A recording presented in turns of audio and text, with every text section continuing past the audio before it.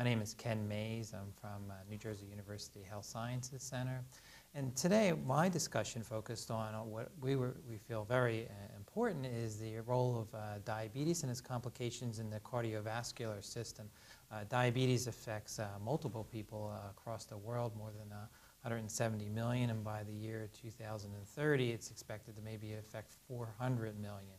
Furthermore, there's many people, especially even in the United States, at least 7 million younger population that are considered to be undiagnosed. So even though there's been major advances over the last 30 years, we still have a long way to go to prevent vascular death and vascular complications, and these can affect not only the cardiac system but other systems such as the nervous system.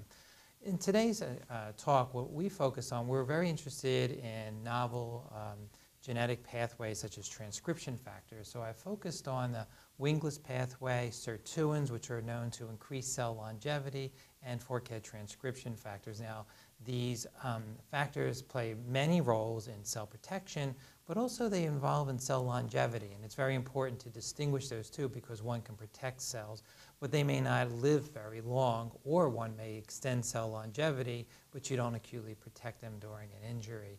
So what we were able to show is how these novel pathways with wingless, sirtuin, and FOXO are interrelated, and these can actually be very prominent for targeting new development and new therapies.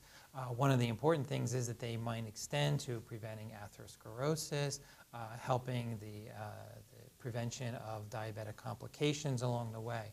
At the same time, one has to be careful to translate these pathways because they also play a role in new cell growth, like new vascular growth with angiogenesis, which might sometimes translate into tumor growth. Also, some of these pathways, even though they may be negative, such as forkhead transcription factors, sometimes need to be activated to help cells, especially with sirtuin, and that's been shown in some types of some populations like renal cells. So I think there's a ways that we still have to go to understand the complex biology of these, but they clearly translate into novel therapies. Some of the work I discussed was involving the role of erythropoietin, and erythropoietin actually extends both in the nervous system and cardiac system to be actually protective in many scenarios.